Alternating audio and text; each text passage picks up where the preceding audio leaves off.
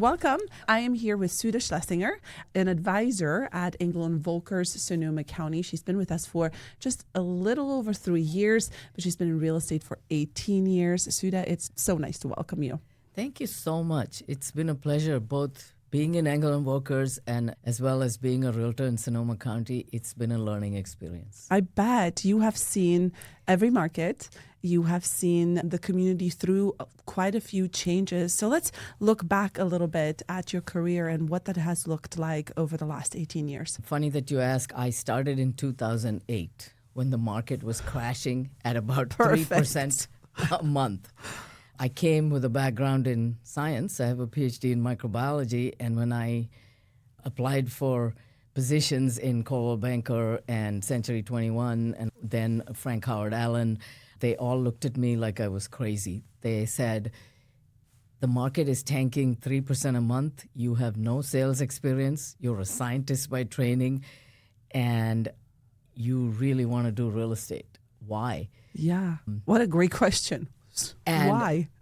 As a scientist, I would answer them that I was motivated, I was an immigrant, I was reasonably smart, I could learn something. But really the point was there were not very many jobs for which I was able to apply because Sonoma County primarily is a rural agricultural county. Yeah. So the reason I was applying to real estate was because I had enough college degrees that were not doing me any good in Sonoma County. And real estate seemed like a sort of less expensive option to try just in case I failed. As a result, what helped me was I didn't know what I was getting into. What also helped me was I had no bias one way or the other of how hard one needs to work in real estate to earn a good living in this industry. So I jumped in with both feet in 2008 with zero sales experience and made it work.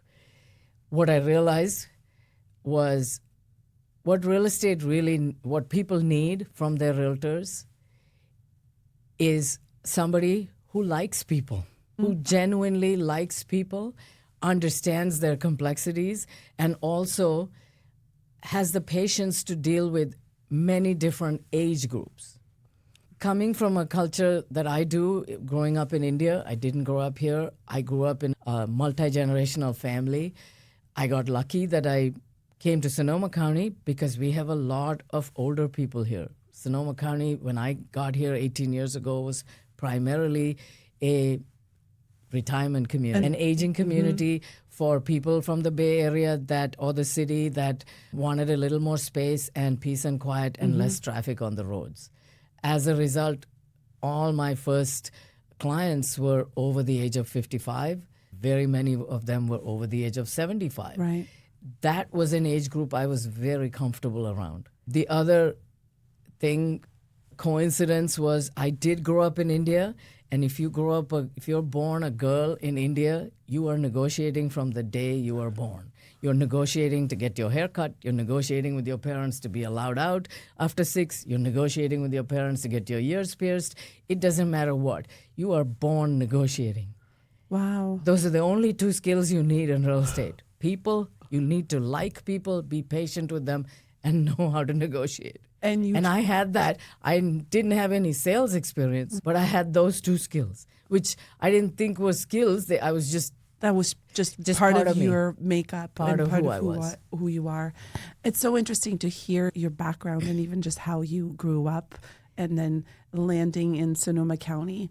What that drive and that grit to be able to take on something new. Yes. It's something that's followed you throughout your life Yes. and your career. Yes. So what brought you to Sonoma County? My husband is a physician in town. He's a retina specialist in town, and it's a specialty that deals primarily with older people that have problems with their eyesight and serious problems with their eyesight. So for him, this was an excellent career move because when we moved here and I was struggling to live in a town with not much shopping. We had come from LA. My husband trained at USC and UCLA. Coming from LA to Sonoma County, believe me, was a huge transition. I bet. It was a culture shock, and not having grown up in this country, I was not used to small towns. I had grown up in big cities in India. This was a big change of pace for me. And I really missed people, being around people. And life felt very slow here. I get that. And so I had this real need to put myself in situations where I would have people to talk to, people to help, people to just be around. But for my husband, his take on the place was, and so when I encouraged him to leave, I said, can we just leave after a year of trying this? Because this is really not a good fit for me. And he's very supportive of me having a career. He said, Sudha, can you try something for 2 years? If 2 years doesn't work, then we'll leave. And I said, why 2 years? And he said, because 100% of people, if they live long enough, they will end up in my office. This is the place I should be. So we had to compromise. He had worked very hard for his career, and it was his turn to move because we had moved to LA for me, for my job, from Denver, where we met. So I thought, fair enough. He's a reasonable man. I do want to stay married, so I'm going to make it work. And that's when I tried real estate. I initially tried or thought about going to law school or getting an MBA. And my husband looked at the costs of that and said, Sudha, you have 4 degrees already. You're not the problem. You're not employable because you're overqualified. Getting another degree and putting us in debt that we don't have is not, I don't think it makes any sense. That's how I got into real estate, because it cost very little money to get a license. And here you are. And here I am. 18 years later. 18 years later, I absolutely love it. It is one of the best decisions I made in my life, and I couldn't be happier. That is such an amazing story to go from 4 degrees, getting your husband through debt-free, raising kids, Yep. and then finding a new pace in Sonoma County. Yes. Making your life happen. Yes. That is incredible. So is your demographic of clients mostly the older population? So that's interesting too. So the first 15 years, I would say I barely had a client under the age of 50. Okay. The last 3 years, half of my clients are under the age of 30 now. And the reason is all the clients whom I helped for the last 15 years now send their children to me. Wow. So your business then is really that dream that people talk about when they're in sales, when they want a referral business. Yes. You have a referral-based business because of who you are and how you're helping people. Yes. And I have those 2 90 things that you have, the people, love of people and the ability to negotiate. Yes. Those 2 things. The fact that I'm here on air in front of a camera, something that terrifies me, is me trying to learn to deal with young people, because young people find their realtors online. That's right. Unless they're children of the people I've already served and they tend to listen to their parents, I get those clients. Yes. But the strange young people or strangers to me, they find people online. So my 2025 New Year's resolution was to do videos on Instagram.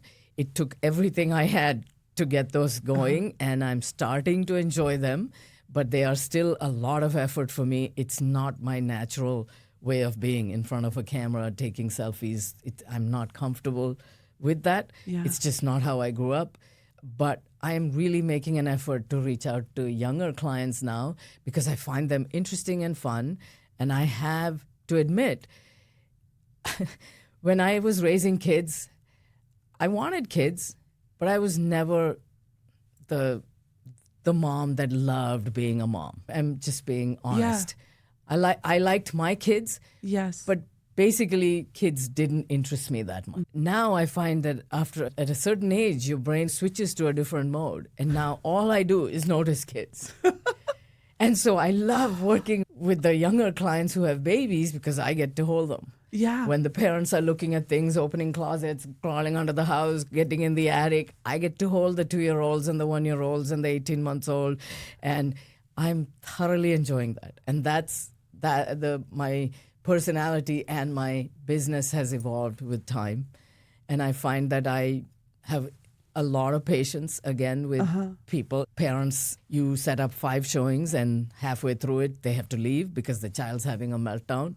You have to roll with the punches. You have to learn that they cannot focus on looking at houses with you just because you've made appointments for 5 houses. You have to cut it short after 3 houses because the child and revisit. Yeah. And you're describing, and like as I'm listening to you, I'm thinking of this deep well of emotional intelligence. You have so much understanding of the situation, the person, and it's almost like I'm watching you. Even when we work together, I'm watching you. You're very interested in seeing around the curve. yes. Like you have such an innate ability of anticipating what is needed Yes. and what else is possible. Where do you think that comes from in you? I really don't know. I've always been wired that way. I'm not as skilled at math and numbers and the hard sciences. I was more disciplined when I worked in that field. I think naturally I'm more creative, artistic, and empathetic. And real estate, of all professions, especially because when you first start in real estate, people dismiss you. They think it's an easy job. Right. They think you make way too much money for what you do. But what they don't understand is if you do it well, you really make life a lot easier for your clients. And your clients rely on that and appreciate it and go through the process of buying or selling a house and realize how much of the load you carried for them. That's something I've been told over and over again by my clients, and it drives me to continue being that way. After 18 years, you would think you might get jaded, less interested. But I honestly think the people who are wired like I am, they don't have to work at it. It's just how they think. It's just how they observe. I've always been observant. I was a biologist by training. Right. So I was trained to be observant. So I really watch people and really pay attention to how their body language is changing when they walk into a house, when they discuss a counteroffer, when they are just discussing timelines. I watch for body language, and I'm also good at dealing with multiple people's input. And I've always been good at being fair. It just instinctively, I'm a fair person. I tend to want to be fair. So I'm good at mediating stress. And in any real estate transaction, with very few exceptions, there's more than one person involved. There's at least a couple. If not, there's a couple and a parent. There's couple and 2 parents. There's couple and all their friends giving them advice. And I have always been good at taking all those pieces of information and then coming up with an answer. And that probably is the scientist in me. That does help. Yeah. I don't jump to conclusions or delete data. I look at everything as a data point. My clients will tell me, "Oh, Sudha, I don't want to waste your time. We don't have to look at 10 houses." And I always tell them, looking at 10 houses is not a waste of time. Looking at 10 houses educates you. Looking at 10 houses educates me. It's a data point. You may not buy that house, but I still need to know things about that house so I can help the next client because they may want a house that has more of that feature. Wow. Right? It's a data point. It Yes. is not time being wasted.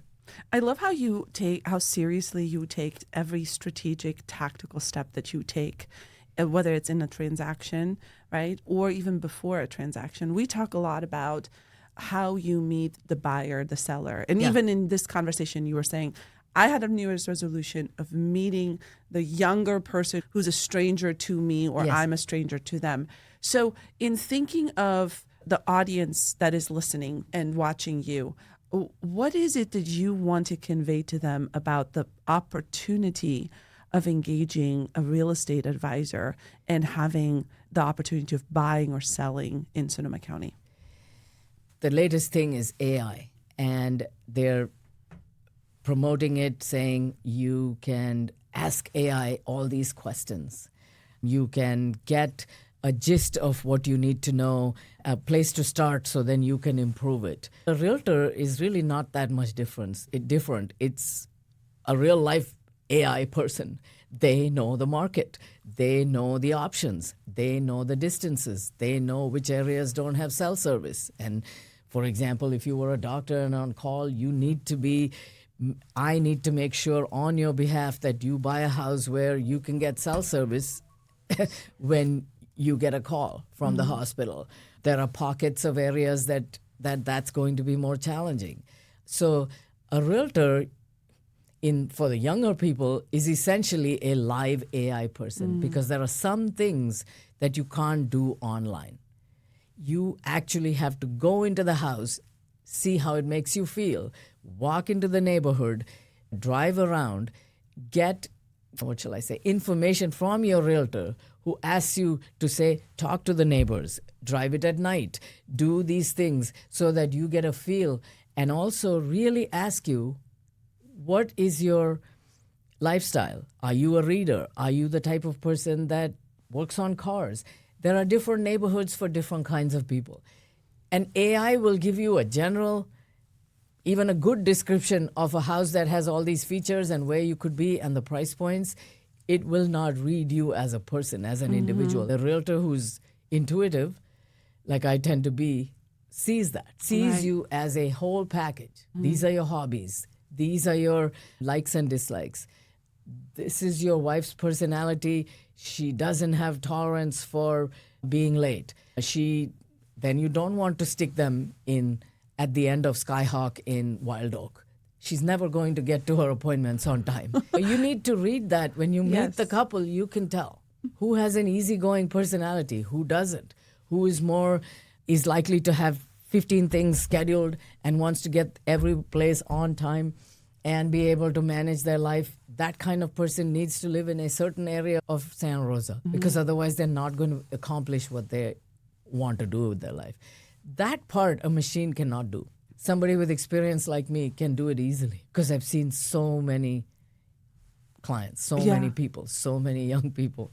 And you have a way of really, what you said earlier, getting to the information and looking at every data point, right? Yes. Look at every single thing is a shred of information. When you're talking, I'm imagining you in your mind putting together a giant puzzle piece. That you're absolutely right. Yeah. And I do it intuitively and I do it over time. I tell people I need to go out with my clients 3 times and I often know better than them what they're looking for because I happen to know the inventory. I happen to know the choices. I happen to know what their options are already from experience. They are coming in new to the area and looking at it house by house. I'm looking at it In the big picture with all their options based on their lifestyle, their input, their flexibility. If I were to convey something to the listener, it would be, I think the general public has been misinformed, or maybe we've just bought some sort of a storyline that we should talk to a realtor when we're ready. Yes. It's, okay, I'm not yet ready, so I'm not going to call you. And I find that to be so interesting because, and what I love about Engel and Völkers is we're talking about ourselves as advisors. Yes. And so when you're an advisor, you're not really looking at the transaction. That will eventually come in. Happen. But what you're really looking at is working with an individual to get them ready. Yes. And I would really love for you to speak on that because I think the listener is expecting themselves to get ready on their own to buy or sell with the stories they tell themselves. Yes. I can afford it. I can't afford it. I won't be able to. It's not ready. I'll wait another year. I don't have the right job. I'm not sure which community to live in. Maybe I'll want to move out of the area. All the stories. Why would they want to talk to you first in preparation to getting ready, whether they're going to buy here or not? Exactly. Yeah. And you're absolutely right about that. And I've always wondered why people do that. And I think that is the reason why, because people do all their homework on their own without any guidance, without any help, making assumptions about what they can and cannot afford. And then by the time they come to us and do a transaction, they feel we're being overpaid. And they're probably right.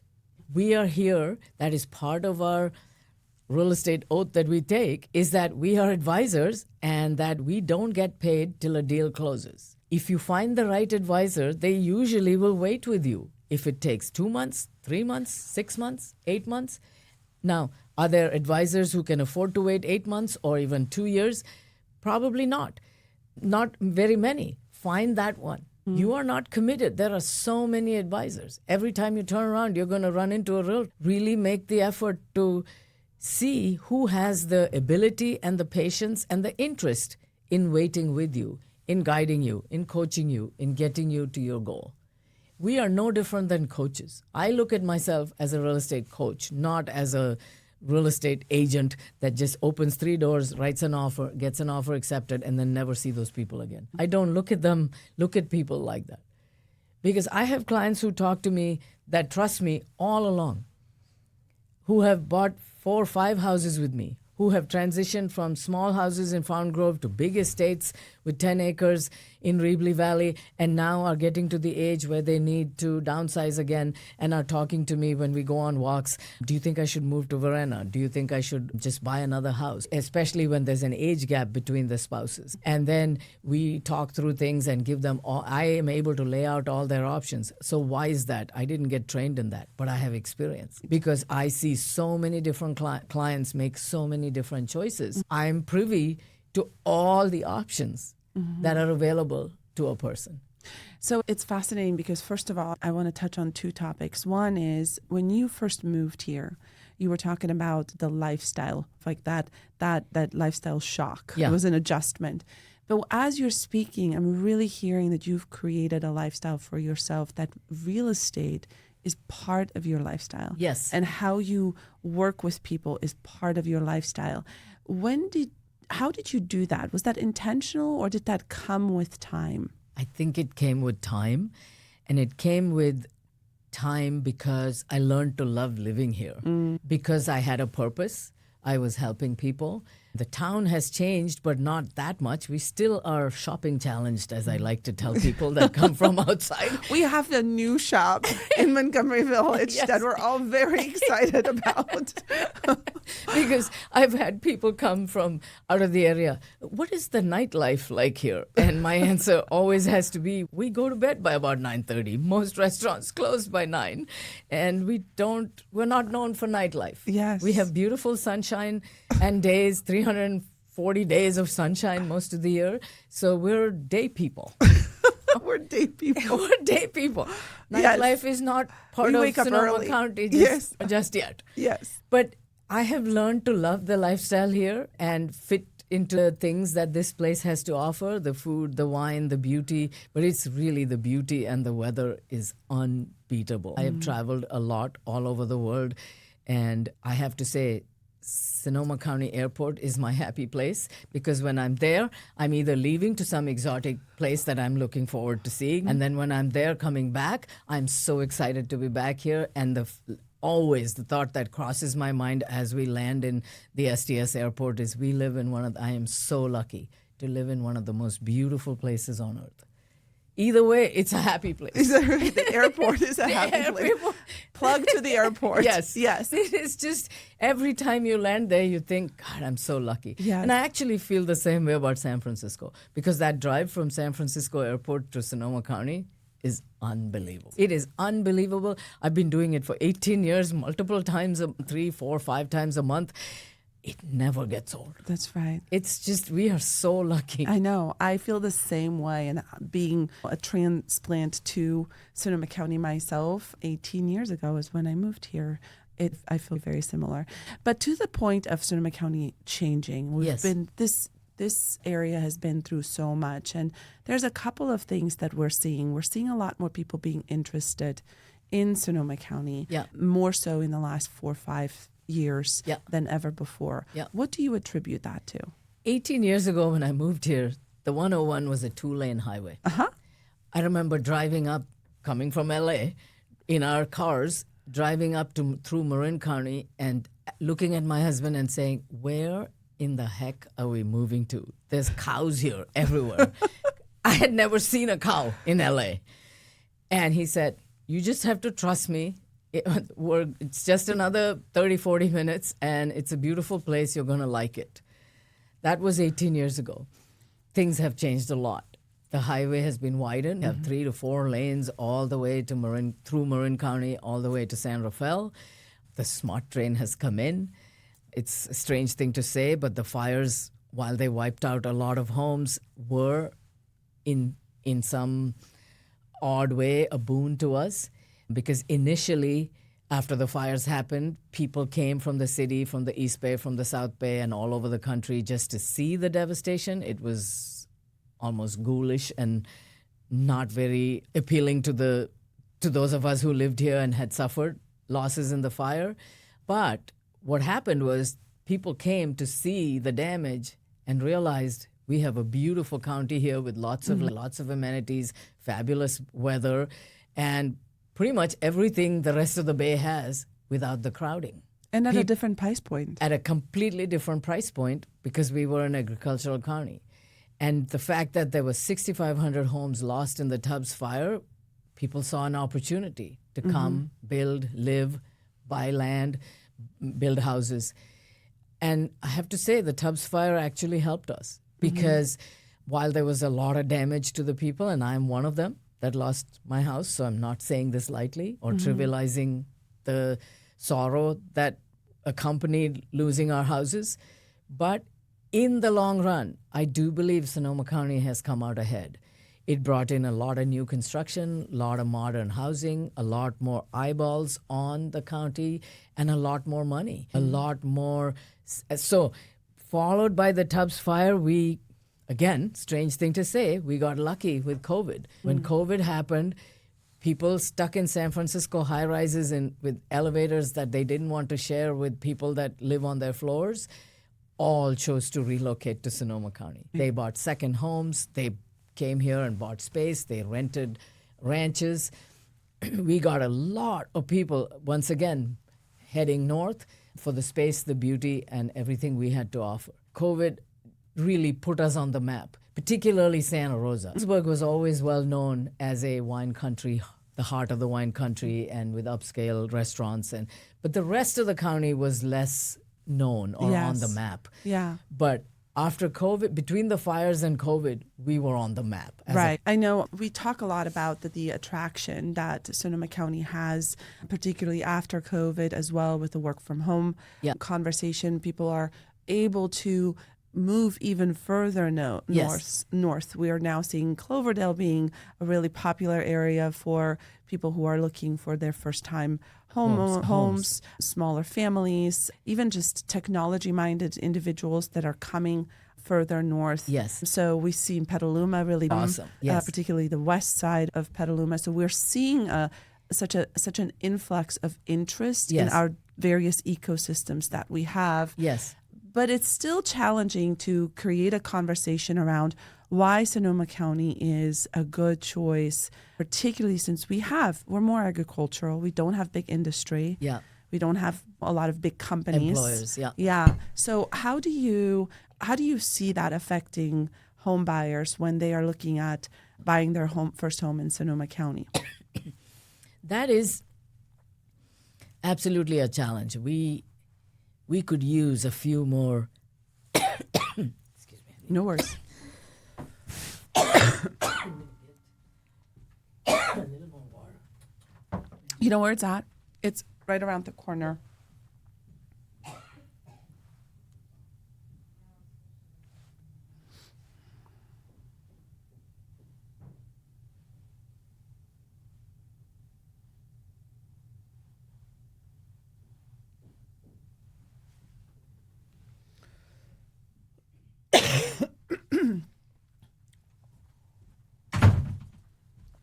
Okay, perfect. As I was saying, that is definitely a challenge. We don't have a lot of major employers in this area that have relocated.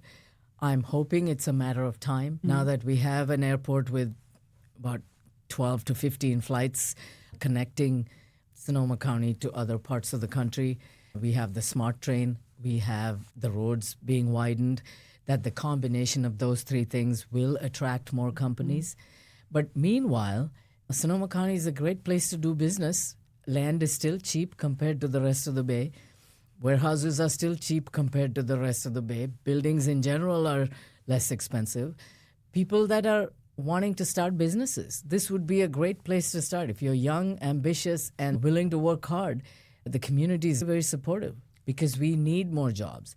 The other group of people that can relocate here fairly easily is people who can do remote work. It was disappointing to hear that many of the companies, particularly in Silicon Valley, are asking their employees to come back into work. But if there are people who can manage with remote jobs, Sonoma County is absolutely the place to be if you can work remotely. Yeah. Because you can afford more, you have a great lifestyle. It is one of the best places in this country to raise children. It really is. I've raised my girls here. Yeah. And they are the reason why I moved here. Yeah. And it reminded me of home where I come from. Yes. So it was just a really perfect setting. And I do think I want to speak to that idea of everything is too expensive. And that's a big thing. When we travel all over where we go, people love that we're living in California, but they also go, oh my gosh, how do you afford that? Yeah. And I want to say it's you do, when you work really hard and have the opportunities, you adjust your lifestyle accordingly to Yes. what is important to you. Yes. As far as housing is concerned, we know and we are seeing a lot of different housing projects come in, apartments, low-income housing that are being built all over Sonoma County, which is great, hopefully attracting more people to stay here Yes. and work here and make a life here. But we're also seeing the opportunity to scale into homes. Yes. And there's a whole conversation around the younger generation of potential homeowners who are thinking that they have to, their first step into homeownership has to be the most fabulous step into homeownership. And that's just not realistic. It's a very new kind of mindset. Absolutely. Can you speak to that a little? Yes. In fact, I was having this conversation with one of my clients last week about how her son is a little bit lost right now, looking for the perfect job. The problem is you have to start with a job, and then if you don't like it, pivot to the next job and the next job. And when we were growing up, nobody who was 23 years old expected to be wealthy. Nobody who was 23 years old or 27 years old thought they had to have the perfect job. They just wanted to get out of the house. The goal was that simple. I want to get as far away from my parents as I can, and whichever job gives me that opportunity, I'm going to take it. Today's children, I feel sorry for them because they are bombarded with social media telling them every day how some 27-year-old is a crypto millionaire, some other 27-year-old has his own company. They are bombarded with information like this on a daily basis, making it very hard for them to feel confident about what they are not doing. And this affects everything in their life because they're afraid to fail. Because at 27, I didn't know anybody who was a millionaire.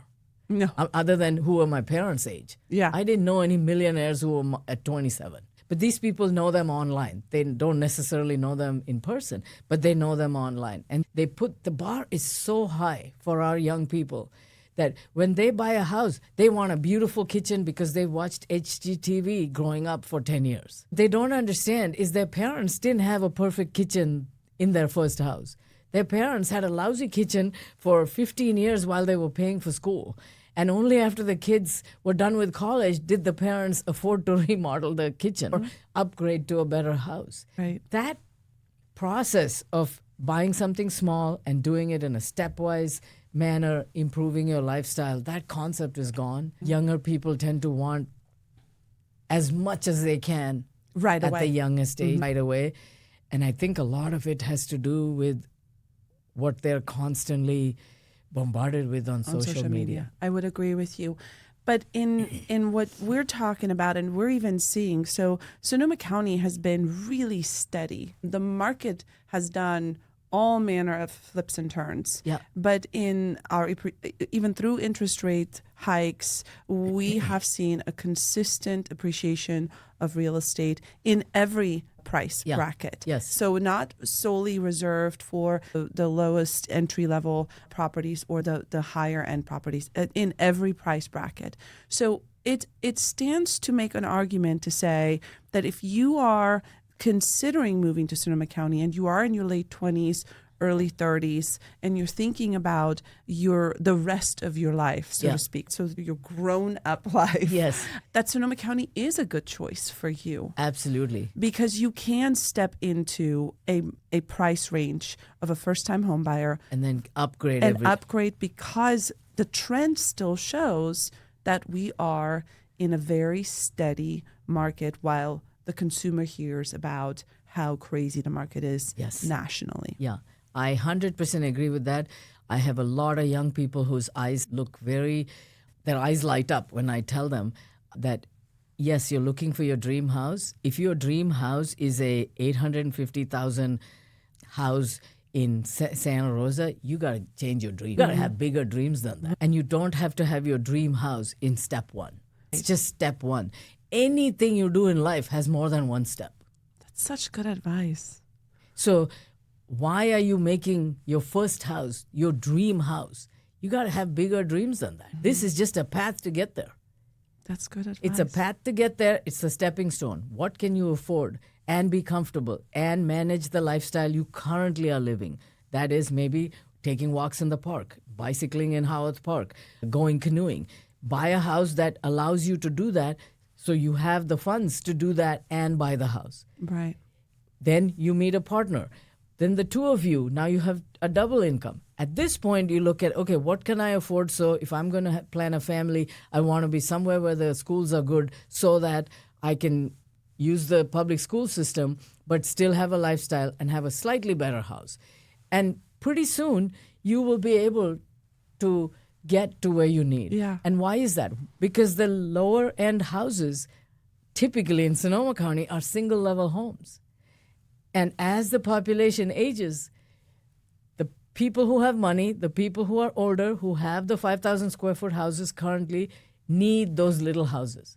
So you will always have a market for your little house, particularly if it's single level. I also try to tell my young people, oh, I want a single level house. A young couple in their 20s will tell me. And I said, why? Is there anything wrong with your legs? Oh. Well, then why are you competing with older people who need that house? You want a house. Buy a 2-story. You have less competition. Because only older people are not going to compete with you on that 2-story house. While you might like the idea of a single-story house, don't buy it now. You got 50 years before you need it. Why would you waste money competing for a house? Oh, but I like Montgomery Village. Yes, but older people need those houses for now. Yes, yes. Unless it's an investment property, right? And then you have an entirely different conversation. Yes. Yeah. But don't try to compete with people who are older who absolutely need that single level house. They have more money than you, they have more cash, and you're never going to be able to compete, and you're going to overpay to get that house. Yeah. Be The strategic. puzzle pieces. Yeah, be strategic. Yes. You're 25 years old. You can climb up one set of stairs. Yes. So interesting, because I think even in real estate, there's so many realtors who get caught up in the conversation. And instead of stopping the misconception and the assumption, they join right into it. I don't think they join it. I think a lot of realtors, because I've had this discussion with my colleagues, they say it's the client's decision. But you are the advisor.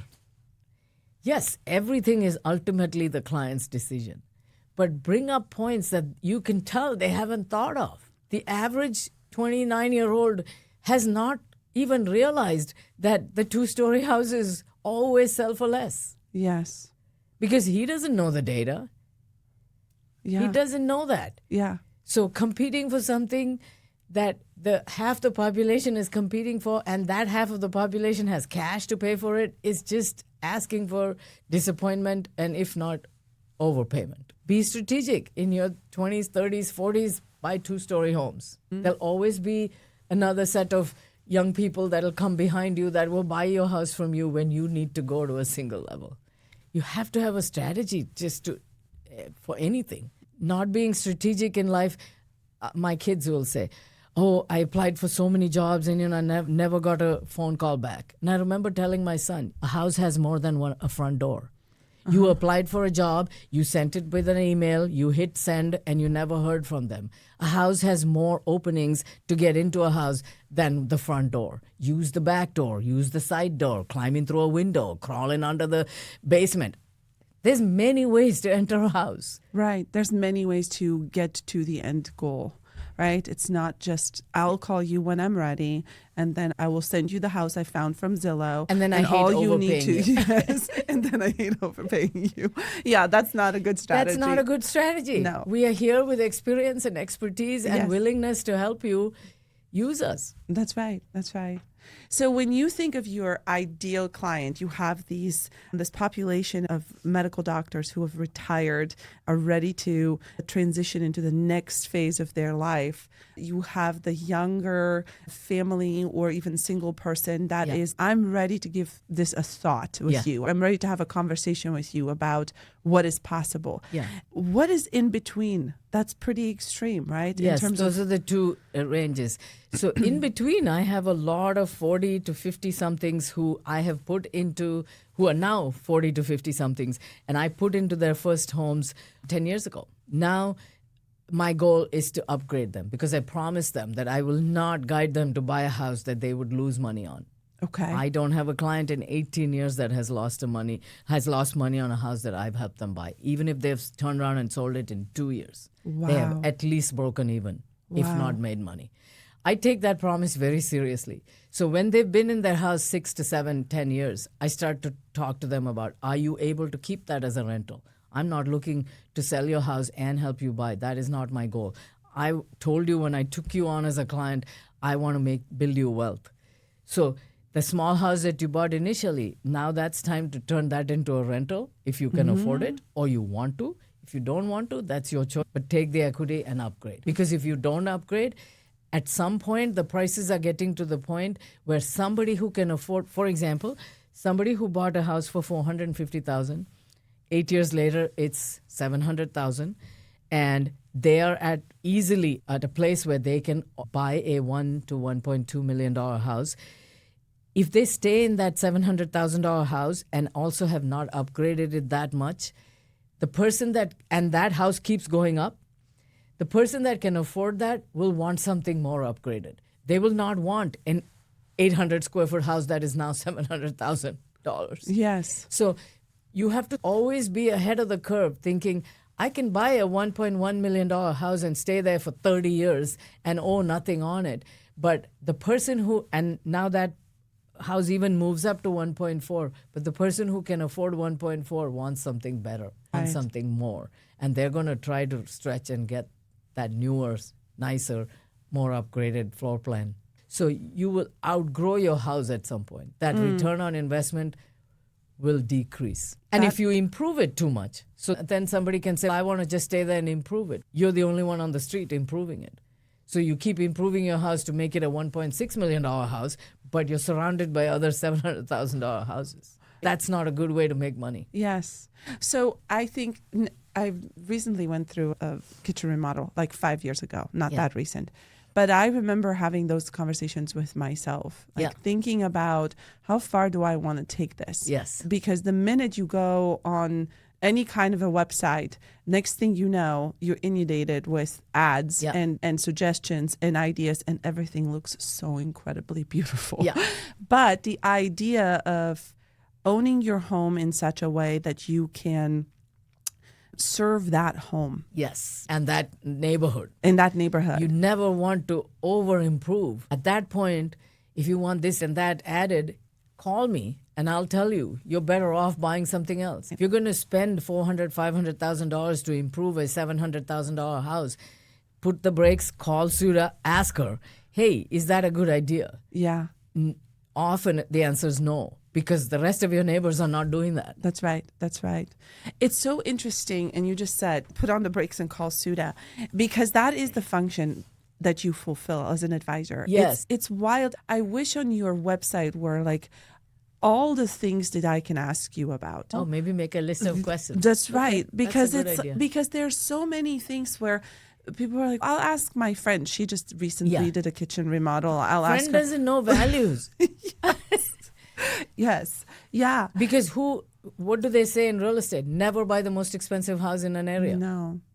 So if you keep improving your house because it's convenient and you like it and you love the location, stop and think. Is this going to serve me well? Am I going to make money? And often the answer is going to be no if your neighbors are not doing it. So I want to shift gears a little bit and ask you about the types of build that we see in Sonoma County. We have such a range. We have older California bungalow-style homes in downtown Santa Rosa, in Montgomery Village. We have Petaluma. We have Victorian homes. We have new builds. We have estate properties. What do you make of that variety of types of homes? I think that's the best part about Sonoma County. I, like I said, moved here from LA where there were sort of sections, large sections of identical homes in gated neighborhoods, very similar, and it was uninteresting because you really didn't choose a lifestyle or a home suited to your lifestyle. You chose LA as your big lifestyle, and you just got a house you could afford. There's a difference in Sonoma County. You can really choose your lifestyle. If you're a gardener and you don't much care for houses, you get a smaller home with a big yard and garden to your heart's content. If you are a horse person, you get a property that has horses and the house is not that important to you. We have properties like that. On the other hand, you're a gentleman farmer and you just want a little bit of space around you and privacy, but you really want a nice house.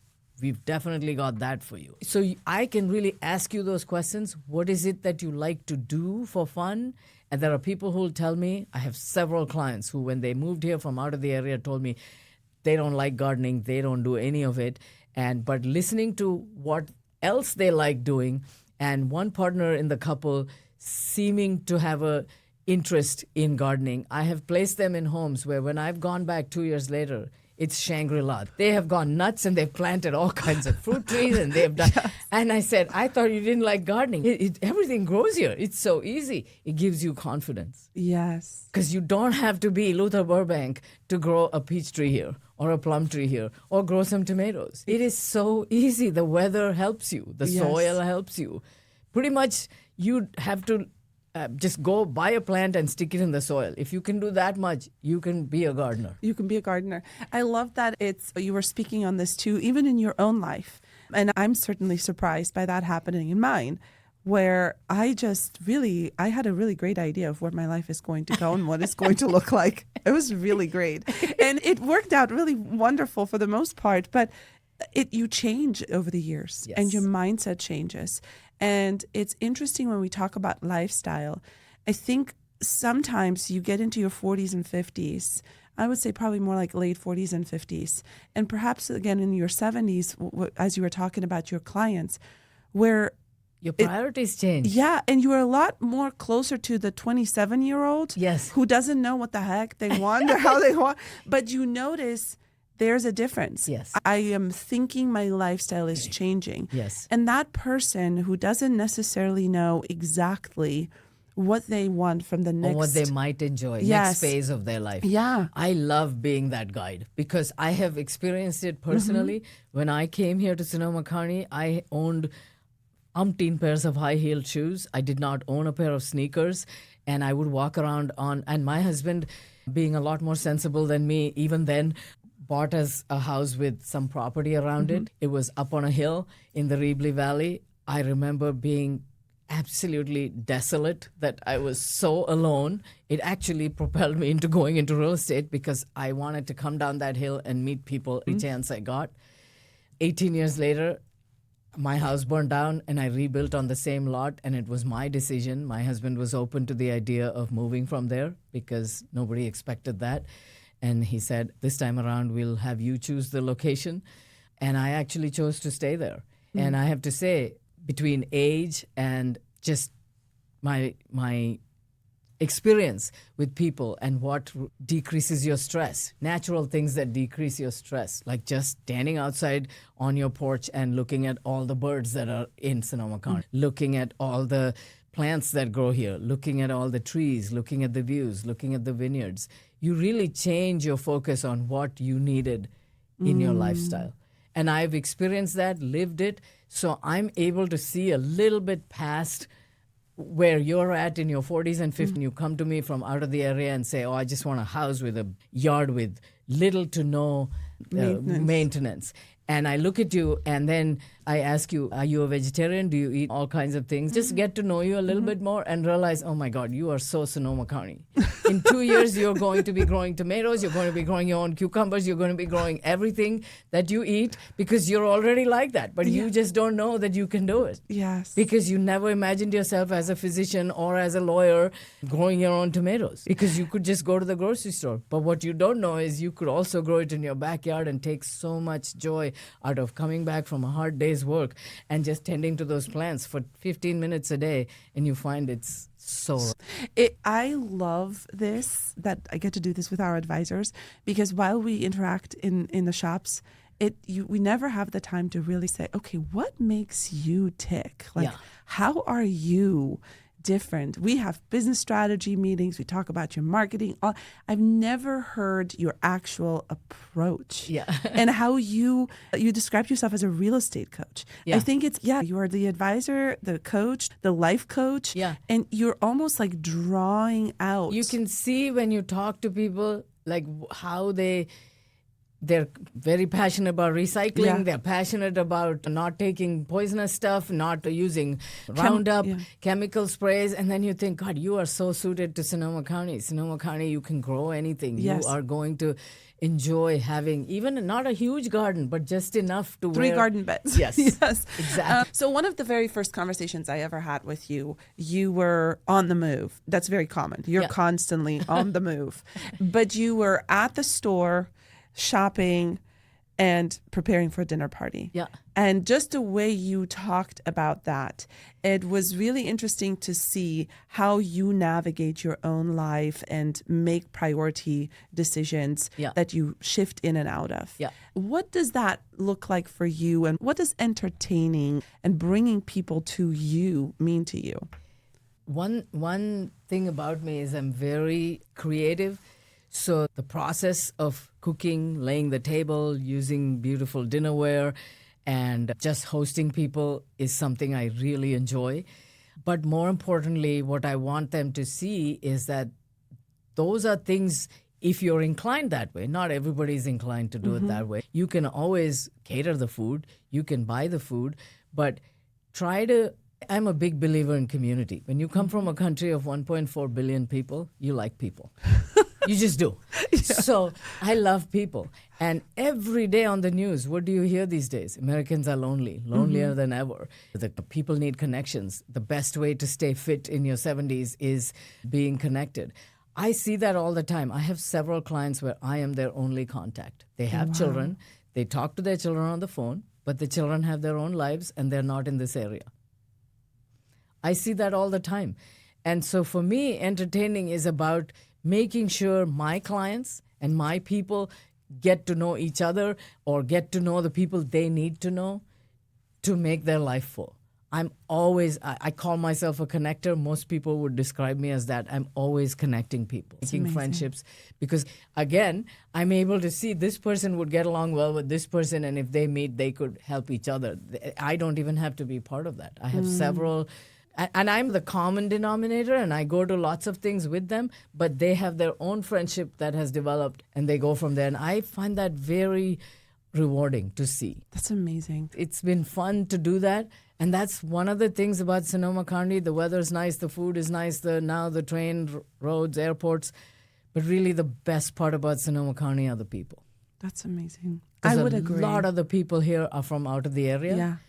So instinctively, they are motivated to connect and to get to know, contribute and to each other. To make friends because they're coming as outsiders. And there's something about the sunshine and the beauty that makes people less intense. Having lived in LA, there's a noticeable difference. Yeah, people are a little bit more laid back around here, but that doesn't mean they're not intentional. No. And I find business to be really intriguing in Sonoma County. It's very dynamic. And I also think our ecosystem is very dynamic. We have much to do. And as somebody who was not necessarily very outdoorsy, I enjoy the outdoors, but I don't need to hike through the marshes. But I love that it's there. Yes. I love the idea that there is the opportunity to kayak. Yes. I don't need to be in the kayak. Yeah. But I like that it's there. Yes. I like that we have cows everywhere, but I also like that I can wear my heels. Yes. It's a really interesting place to People make a let life. you be. Yes. I like to dress, and I'm always dressed. I often have people asking me, "Are you going somewhere?" And I say, "No, I'm not going anywhere in particular. I just like to dress." I have the same problem. Yeah. Yeah. I'm not necessarily in exercise clothes and tennis shoes day in and day out. That's just not the look I grew up with, and I don't. I like nice clothes. Yeah. But people just accept me. I Yes. have lots of groups of friends who are only in exercise clothes. I would say 90% of the time that I'm with them. But I'm the only exception. I'm dressed up, and it's all okay. Yeah. It's all okay. People don't really care. Yeah. They let you be. They let you be. And I've had people come from out of the area who say, "I don't see a lot of nice cars here." And I said, "Yeah, we don't, unlike LA, we don't compete on cars. We actually, if anything, people compete about here is how well they can cook. Half the women I know, even if they didn't start out cooking, learn to cook because that's what you compete on. How, you can use the bounty this place has to offer and make things that you never would have thought yourself or saw yourself doing. Yes. They compete on gardens. They Yes. compete on the vegetables they grow. That's what they compete on. More, I would say, holistic things. Wholesome things. Yeah. Holistic wholesome things. Not, Yeah. which car, how big is your house? things. Yeah. It's Yeah. just less important. It's lifestyle again. Lifestyle, relationships. Yes. Are you going access. hiking? Are you going to the... Those are the things people talk about. Yeah. I love, one of my favorite things when I moved here, and one of the decisions that I was making is how close is it to museums Yeah. and to nicer. Our restaurant scene has vastly improved and Yes. it's really fun to eat in Sonoma County. Yeah. But when I first moved here, that was not necessarily the case. We had good restaurants, but very few. So being able to go to the city and just have diverse food and really good food. So I love that we have that access. And like you said, the airport is your happy place. Your happy place. Because either you're leaving somewhere fabulous or you're coming home to something fabulous. So thank you so much for the time you took to talk to me. I am so intrigued by how you approach business, and it makes so much sense because you have a strong personal brand and a name recognition. You've built that over the last 18 years and you've protected it by being authentic and consistent. Yes. With your clients. I'm just who I am. There's no other side to me. When I'm your realtor or your friend or your advisor, I'm the same person. There's I'm not on a timeline. You don't have to take hats on or off. Yes. I'm not on a timeline, or I'm not putting you on a timeline. It's whenever your life sets you in motion, 9 out of 10 times you call me, I don't call you. So I just assume, coming from the culture and the religion, that I do believe the universe has a time and place for everything. And 9 out of 10 times you call me. So for whatever reason, the universe has set something in motion for you, and it'll happen when it's meant to happen. Yes, I love that. I truly believe that. I grew up believing that. It's not something I've adopted in real estate. It's just how I live. Yeah. You're open. Yes. And how you behave and who you are. Like, you can't rush your life. I cannot rush your life just because I'm your realtor. It's your life, and it's going to happen. In that, when the timing is right, you will find the house. You will find the right house. What do you think the biggest misconception is that people have about you? Oh, it's an interesting thing. Most people think I make all the decisions in the house. They're very wrong about that. My husband is very quietly determined. He is definitely the decision maker in my house. But I come across as more confident and open, and I would say even loud compared to his soft-spoken. And they'd be very wrong. It's interesting because I hear you have such a confidence. Yes. And you have such a presence. And I'm always intrigued by that, particularly when it comes to successful women. Because with that strength comes a number of assumptions. Yes. You're tough. You're not unkind. I'm not saying these things about you, but actually you're they unkind. have. I've had people say, "Oh, you're a really nice agent." And I said, I'm thinking to myself, I don't know you from Adam. Why did you think I was not nice? Yes. But because I make the numbers, Yes. they assume I'm not nice. Yes. And that they can't ask me for help. Yeah. And I have never been that. Yeah. But when I walk fast, when I talk fast, I'm all business. You're deliberate. And I'm business. And I'm not Yeah. wasting time. So people get the impression that, oh, we can't Yeah. go to her for help. And it's not true at all. It I'm isn't. more than willing to help anybody. Yeah. You go above and beyond. Yeah, And I'm not at all threatened by Yeah. new people or young people or even older people. Yeah. If I can help you in some way, I'm fine with it. Yeah. I've never been that agent who's threatened by competition because I don't compete with you. I compete with myself. I have standards for myself. I compete with myself. I don't compete with other agents in my office. Yeah, they're doing well. I'm happy for them. Yes. I might even learn something from them or even copy something they did, but I'm not threatened by them or resentful that they're doing better than me. Because you are your path and you're standing on that path. I know I set goals for myself. I try to meet those goals and I reward myself with things that I like when I meet the goals. And if I don't get those things and people find it, I have a lot of jewelry and people have asked me, oh, Tom buys you a lot of jewelry. I said, no, Tom has never bought me a piece of jewelry. I set goals every year. I go in the beginning of the year and go look up something and I think, okay, if I meet my goals this year, I'm going to buy that, or a piece of art. I'm going to buy that. And sometimes it's gone by the time I meet my goals. Then, Too bad. but most of the times it's not. That's so right. then I get it. So you get it. I love it. But if I don't meet my goals, I punish myself. No, you can't buy that because you didn't meet your goal. Yeah, I always told my girls there's natural consequences, and consequences are either positive or negative. They're not always negative. They can be positive. But there are natural consequences. If you don't meet it, then you don't get it. It's like that. And it's served me well because I have a huge collection of really nice jewelry. Yes. So you met a lot of goals. I have met a lot of goals. That's awesome. And it just makes it fun. Yes. Because every time I wear that piece of jewelry, I think, oh, that was good, cool. It's just something to motivate me. Yeah. It's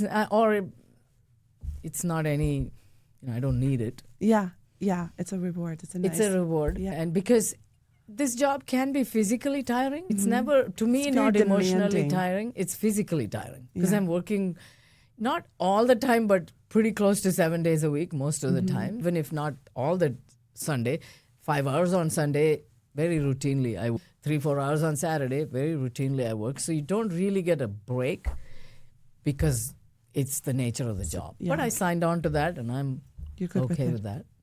Thank you for your time and your thoughts and your stories and just how consistent you are. I find it inspiring. You're such a solid person to not just work with, but also to know. So I feel really lucky to be in your ecosystem. Thank you. Thank you for your time. I appreciate having you running our office. Things are looking up. They are looking up. Let's make it happen. Yeah, I think everybody's excited about having you there. Good. Just even doing this. Yeah. I think people were thrilled Appreciate with it. that you took the trouble. It's just making people feel needed. We are working hard. So if you just feel, okay, they're making some effort, Yeah. it just makes you want to do that much better. That's right. It's just a small thing. Yeah. Yeah. Yeah. But Thank you. you're welcome.